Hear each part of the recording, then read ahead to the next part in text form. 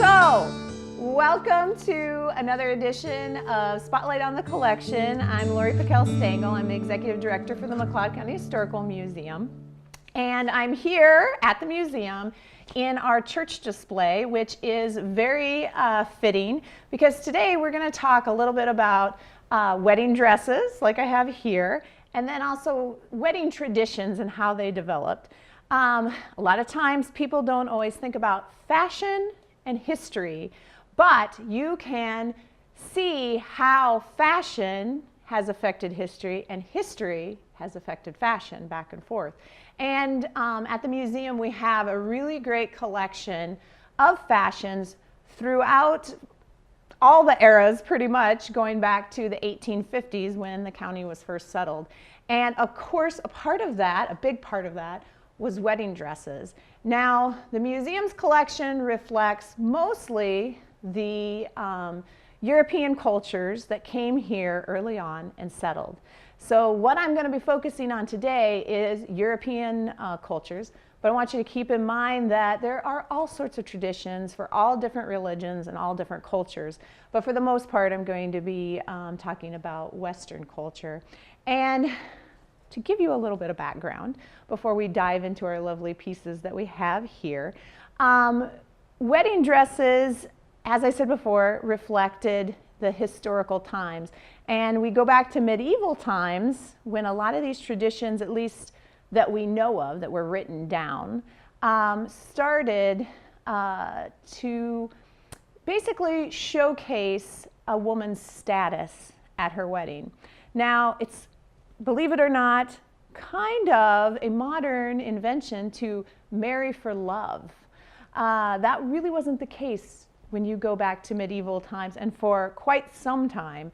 And you married more for an alliance or to bring two groups together or to solidify some sort of transaction. It was more political and less hearts and flowers. And so people, of course, when they brought these two families together for an alliance, for political reasons, they wanted to basically showcase what they were bringing to this alliance, to this marriage. And so women, of course, wanted to reflect their social status. And of course, as you might imagine, the higher up in the aristocracy or in the social status of the family or the woman to be married, her dress would reflect that. And that didn't mean white. That meant exotic silks, lots of fur, jewelry, and anything that she could basically use to show her wealth or her family's means and what they were bringing to the table of the marriage. And it wasn't until 1840 that white came into play. And even at that time, white still wasn't always the choice that was made, as you'll see when I show you this little piece.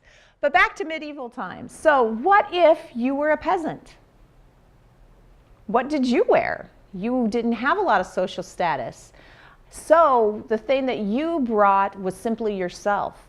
And so to symbolize this, that you were bringing nothing to the marriage, you would wear white. And that tradition of white was almost exactly the reverse of what we have today.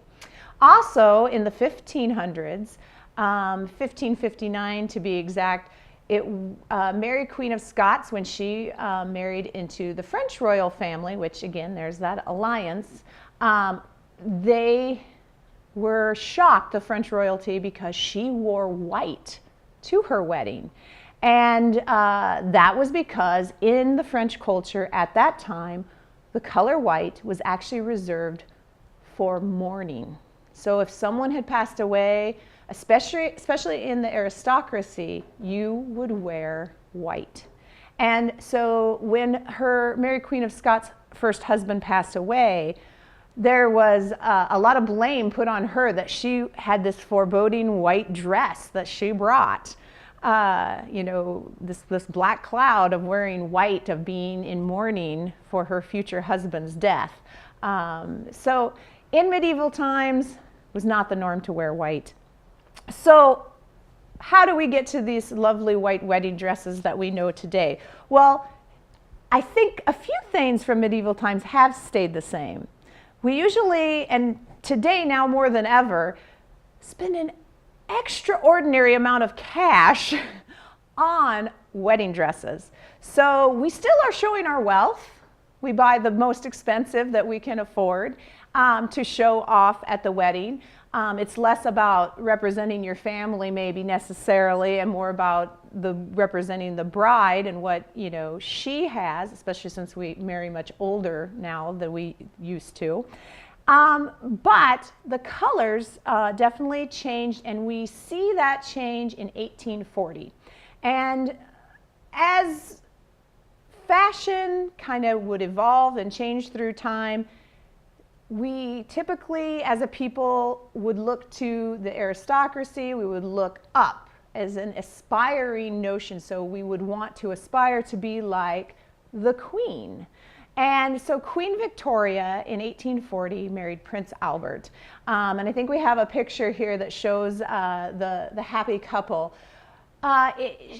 She is said to have picked white only because she had gotten this beautiful lace, and it was white. And so it was all about this beautiful, expensive lace. She wanted to showcase it and show it off, and she did definitely do that. She had a beautiful white dress with a white veil, and all of a sudden, that was the standard.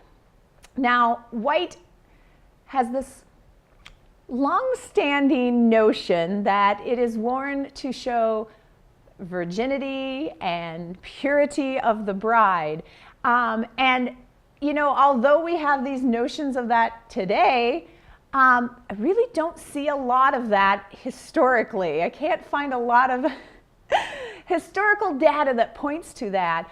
And actually, the contrary is that actually white is to show that it is an expensive dress and that you can afford to wear it only once. Now, we're going to look at this particular dress from the museum's collection. And obviously, it's not white. It's silk. It has a pattern. It was worn by Rebecca Jane Dearborn, and it was for her wedding day, January 30th, 1863. This beautiful dress is made entirely by hand. If you look on the inside, it's boned, so it has almost like a built-in corset, although she probably would have been wearing a corset also. Lots of little hooks and eyes. And the detail on the inside with all the pleat work, and it's lined, and it's just absolutely astounding to me, the amount of work by hand that went into making this dress. So, given that information, that this would have had to been made by hand, probably by a female family member, do you think there was she had a lot of dresses made for her? No. This is, of course, a pattern dress, which would have actually been the least favored type of fabric to use for a wedding dress. They would have much preferred a solid. But again, a lot of times these dresses weren't actually made for their wedding. They would have been their Sunday best dress that they would have possibly worn or just embellished, maybe adding, some lace or a collar, something to make it feel a little more special for their wedding day. But they couldn't afford to actually have a white wedding dress made. And again, like we said, that was very impractical. When you have to wash clothes by hand, and ironing these pieces would have been extremely hard. You couldn't just take it to the laundromat and have it laundered and cleaned or dry cleaned. So again, white meant you could afford to have a special dress that you only wore one time. So white became a part of this status symbol. And again, looking to the aristocracy, nowadays We have what we call street fashion, where fashion goes from just everyday people wearing it, sometimes becomes very popular. That almost never ever happened. No one wanted to be associated with lower social classes. Everyone looked to people in the aristocracy, like Queen Victoria, who started many trends, but the white wedding dress still stuck, and it's here with us even to this day. But of course, most of our wedding dresses in the early 1800s, 1850s, especially the ones in our collection, are not white because they couldn't afford it. It's not because they didn't probably want white, but other colors, like I said, the pattern would have been the least favorite, but the next favorite would have been blues. So preferably like a light blue color, or even a darker navy blue, which would have been very practical. Most dresses from this time period would have been either black or dark brown or a dark color because it would wear a lot better. It didn't show stains. But we have a blue dress here from our collection, and it's actually two pieces, and it was worn by Annie Dozel on her wedding day to Joseph F. Pokrany in 1901, and it's long sleeve, has this beautiful bodice that's in cream with tiny little bitty bows on it, and it's a beautiful piece, and it was her wedding dress, but it wasn't white. And one of the ways that let's see, in America and maybe these early settlers that would have been in McLeod County who would have worn these wedding dresses could have snuck in a little piece of fashion, of Victorian excellence to their wedding would be through a veil. Now, I have a picture here showing a couple standing, and her dress, although it's a black and white photo, you can obviously tell it's not white, but her wedding veil is. And that was something that if they had a little extra money, they could afford to wear a beautiful white veil. And they would have actually used those pieces to you know, show off their status a little bit, even if they couldn't do the full white dress. That picture that I had shown you is an actual studio photograph, so it would have been their wedding, official wedding picture. And it's just simply labeled at the museum as the Kutke's. And he's wearing a nice three-piece suit, which, by the way, as always, wedding dresses usually steal the show. But we do have a few men's suits that were wedding suits. But again, practicality won out, and most men would wear those until they wore them out. And so that's why we only have probably not even a handful of actual wedding suits. Where the wedding dresses, they seem to fare a little bit better, were, you know, a little more special taken care of. So back to this dress, I'll give you a little more detail on it. It was actually a wedding from January 30th, 1863, and it was the Dearborn family that this dress belonged to. And it is going to be on display for a few months at the museum, along with a bunch of other wedding dresses, everything into the 1940s and 50s, which fashion by then changed quite a bit, and you start to see little suits being worn with pill box hats. This particular wedding dress is from 1915. And it's a beautiful, lightweight dress. You can see a little picture of there of the happy couple. And taking full advantage of that white tradition that now is still holding up in 1915, with this being a dress made specifically for her wedding, not probably worn ever again, unless it would have been maybe handed down to a daughter to wear at her wedding. It is got a full slip underneath it. It's two parts, and it's got these lovely tiers with lace on the bottom. But it's a little bit shorter than a lot of dresses. So we start to see a little bit of a deviation from that long Victorian style dress, and it starts to reflect the fashions of the day. By the 1920s, wedding dresses are creeping up all the way to like mid-calf. Oh, scandalous. But as you know, the styles of the flapper, women's rights by 1915 and into 1920 with women's suffrage.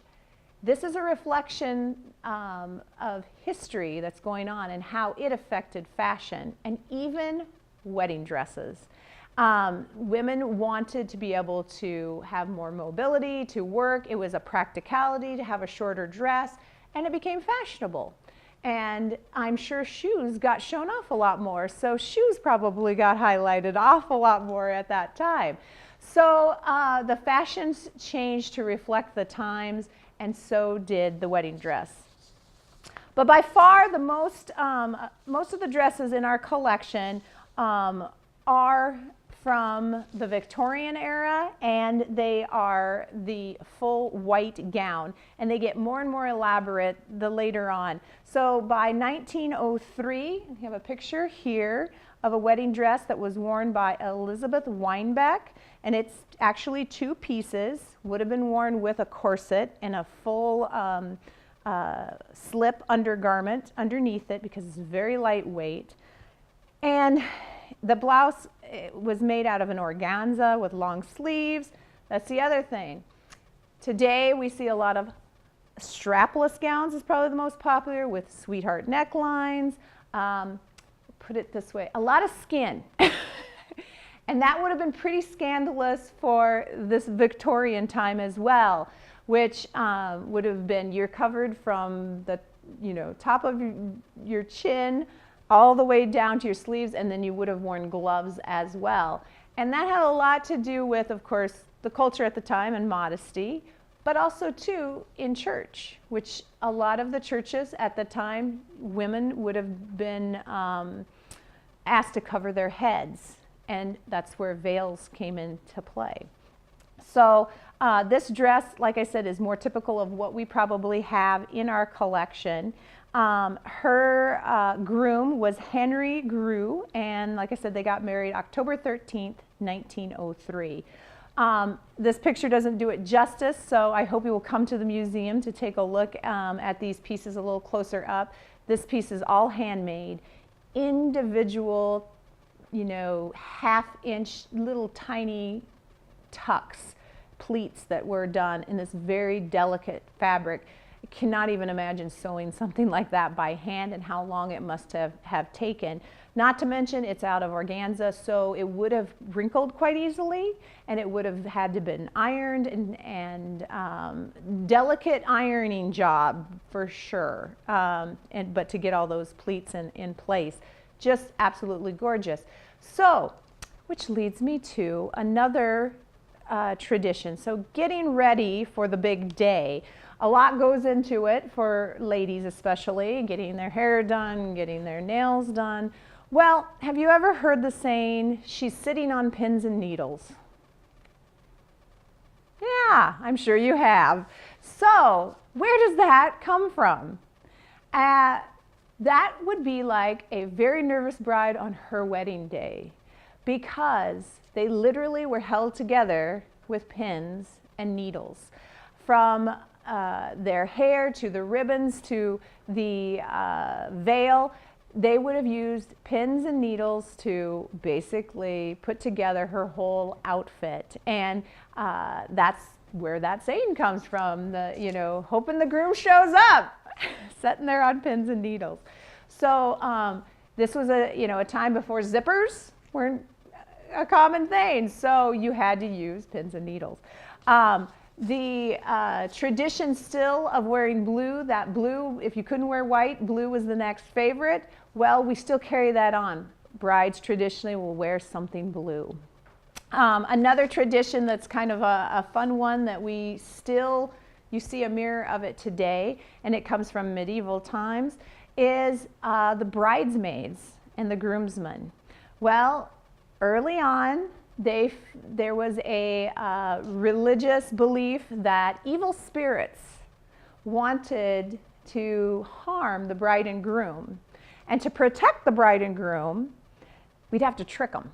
And so we would dress other men and women exactly the same as the bride and groom. Well, the spirits would get confused. They didn't know who to get, so they'd get no one.